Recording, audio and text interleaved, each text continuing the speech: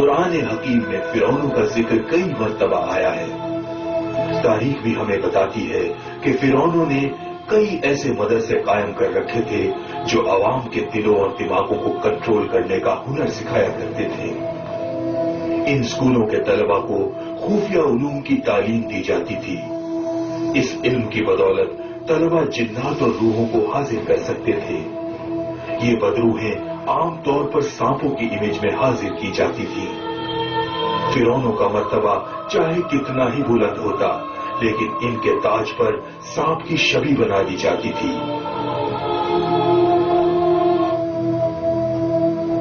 سانپ کو شیطان کا نمائندہ سمجھا جاتا تھا جو ریاست کے تمام معاملات چلاتا تھا۔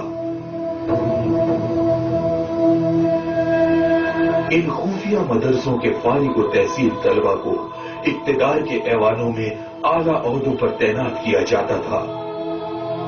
بعد میں ایک مخروطی اسٹرکچر بنایا گیا جس میں اس ایلیٹ کو سب سے ممتاز مقام عطا کیا گیا۔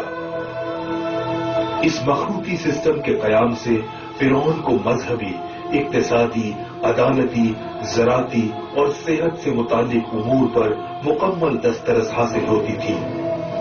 اس سسٹم کے تحت کسی عام آدمی کے لیے خود اپنے علاج کی دوا اور بچوں کے لیے کھانا حاصل کرنا مشکل بنا دیا جاتا تھا۔ وہ تو عبادت بھی خود نہیں کر سکتا تھا، بلکہ اسے اس سلسلے میں فرعونوں کی مدد حاصل کرنی پڑتی تھی۔ اس مخلوقی سسٹم کے تحت عوام کو مکمل طور پر حکمرانوں کے کنٹرول میں رکھا جاتا تھا۔ فرعونوں کو اس بات کا بھی علم تھا کہ استحصال کا یہ نظام زیادہ دیر چلنے والا نہیں، اس لیے ایک ایسا سسٹم تیار کیا گیا جس کے کارندے مختلف جادوئی منتروں کے ماہر ہوتے تھے۔ یہ لوگ جادو کر کے لوگوں کے ذہنوں کو مسحور کر دیتے تھے۔ جادوگر بدروحوں کو حاضر کر کے لوگوں کے سامنے معجزے کرتے تھے۔ ان فرعونوں کے بڑے بڑے مجسمے شہر کے ہر کونے میں نصب ہوتے تھے۔ ہر جگہ فرعون کی شکل دیکھنے کو ملتی تو ہر عام آدمی انہیں خدا کا نمائندہ سمجھنے لگتا تھا اور خود کو حقیر ترین انسان سمجھتا تھا اور ان کی اطاعت کرتا تھا۔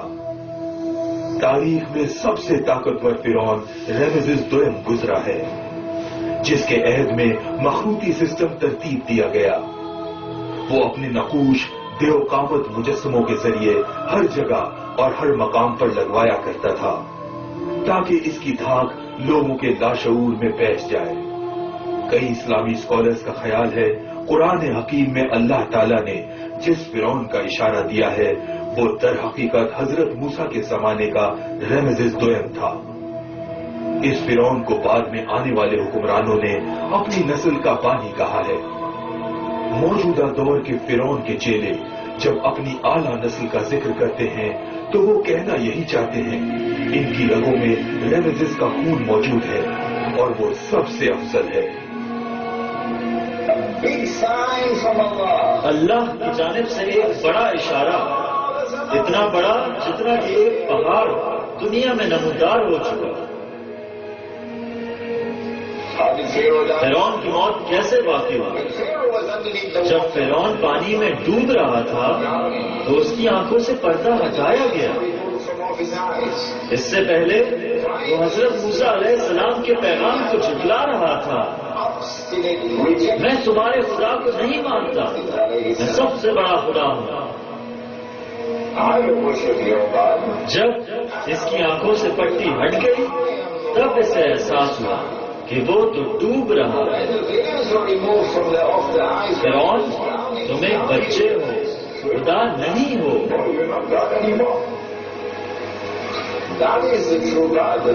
وہ تو سچے خدا کو مانتے تھے، حضرت موسیٰ علیہ السلام اور اسرائیلی۔ اس طرح اس نے اپنے ایمان کا اظہار کیا جب وہ خود ڈوب رہا تھا۔ فرعون نے مرتے وقت خدا کو تسلیم کیا اور اللہ تعالیٰ نے اس وقت فرمایا، اب بتاؤ فرعون، اس سے پہلے تم اللہ کے وجود سے انکاری تھے اور باغی تھے۔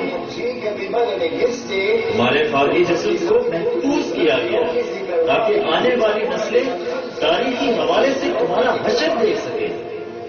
When it is rediscovered, یہ اللہ کی جانب سے ایک واضح اشارہ تھا. your physical body would be a sign from the Lord. وجاوزنا ببني إسرائيل البحر فأتبعهم فرعون وجنوده بغيا وعدوا حتى إذا أدركه الغرق قال آمنت أنه لا إله إلا الذي آمنت به بنو إسرائيل وأنا من المسلمين.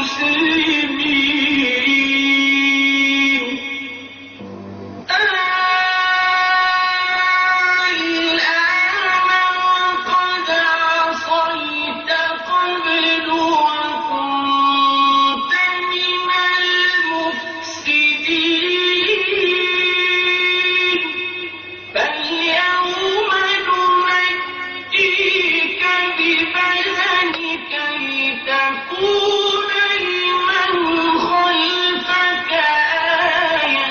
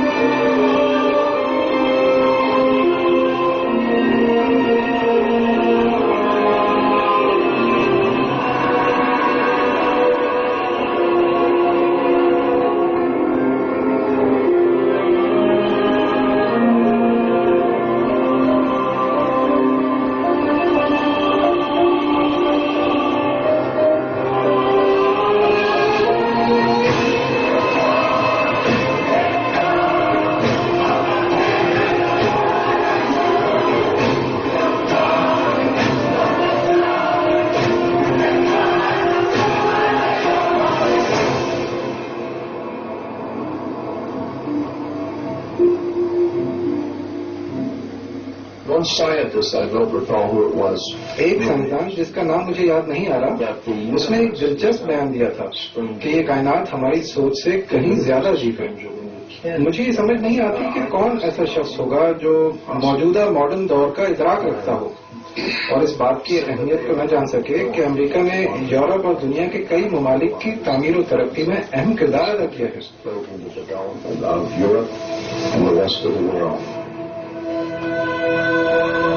قرآن حکیم تو تمام زمان و مکان کے لیے ہے. ہم پھر اسی سوال پر آ گئے ہیں کہ آج کے یہ فرعون کون لوگ ہیں.